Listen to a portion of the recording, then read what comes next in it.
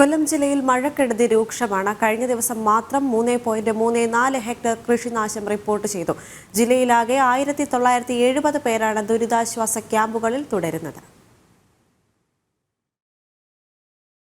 കനത്ത മഴയും കാറ്റും കൊല്ലം ജില്ലയിലാകെ വ്യാപക നാശനഷ്ടമാണ് സൃഷ്ടിക്കുന്നത്. ബുധനാഴ്ച പെയ്ത മഴയിൽ ജില്ലയിൽ 6 വീടുകൾ ഭാഗികമായും പുനലൂരിൽ ഒരു വീട് പൂർണ്ണമായും തകർന്നു. ജില്ലയൊട്ടാകെ 20 ക്യാമ്പുകളിലായി 685 കുടുംബങ്ങളെ മാറ്റിപ്പാർപ്പിച്ചിട്ടുണ്ട്. ക്യാമ്പുകളിൽ കഴിയുന്ന 1970 പേരിൽ 884 സ്ത്രീകളും 388 കുട്ടികളുമുണ്ട്. കഴിഞ്ഞ 24 മണിക്കൂറിൽ 3.34 ഹെക്ടർ കൃഷിനാശത്തിലൂടെ 8.39 ലക്ഷം രൂപയുടെ നഷ്ടം കണക്കാക്കിയിട്ടുണ്ട്. കനത്ത മഴയിൽ വൈദ്യുത പോസ്റ്റുകളും മരങ്ങളും പലയിടത്തും കടപുഴകി. ജില്ലയിൽ വ്യാപകമായി മണ്ണിടിച്ചിലും ഉണ്ടാകുന്നുണ്ട്. കിഴക്കേക്കല്ലടയിൽ കൊച്ചലാമൂട് കുറത്തറ റോഡിന്റെ സംരക്ഷണ ഭിത്തി തകർന്ന ചുണ്ടിൽ വീട്ടിൽ ചന്ദ്രബാബുവിന്റെ വീട് ഭാഗികമായി തകർന്നു. കുടുംബത്തെ കഴിഞ്ഞ ദിവസം മാറ്റിപ്പാർപ്പിച്ചിരുന്നതിനാൽ അപകടമൊഴിവായി. റോഡിന്റെ ഒരു ഭാഗം തകർന്ന് ചന്ദ്രബാബു എന്ന് പറഞ്ഞ വ്യക്തിയുടെ വീടിനുള്ളിലേക്ക് റോഡ് അതുപോലെ സൈഡ് വാളും എല്ലാം മറിഞ്ഞ് വലിയൊരു അപകടാവസ്ഥയിലാണ് ഇപ്പം നിലവിൽ വീടുള്ളത്. അതുപോലെ തന്നെ ഈ കാണുന്ന റോഡ് കുറത്തറ റോഡാണ്.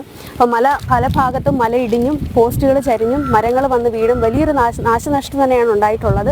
കൊല്ലം കോർപ്പറേഷനിലും കരുനാഗപ്പള്ളിയിലുമാണ് ജില്ലയിൽ കൂടുതൽ മഴ പെയ്യുന്നത്. മിക്കയിടങ്ങളിലും വെള്ളക്കെട്ടും രൂക്ഷം. അതേസമയം കണിയാംതൊട്ടിൽ കാണാതായ സലീമിന്റെ മൃതദേഹം കണ്ടുകിട്ടി. പിറവന്തൂരിലും ആദിച്ചനല്ലൂരിലും കല്ലടയാറ്റിൽ കാണാതായവർക്കായി തിരച്ചിൽ തുടരുകയാണ്. ജനം, കൊല്ലം.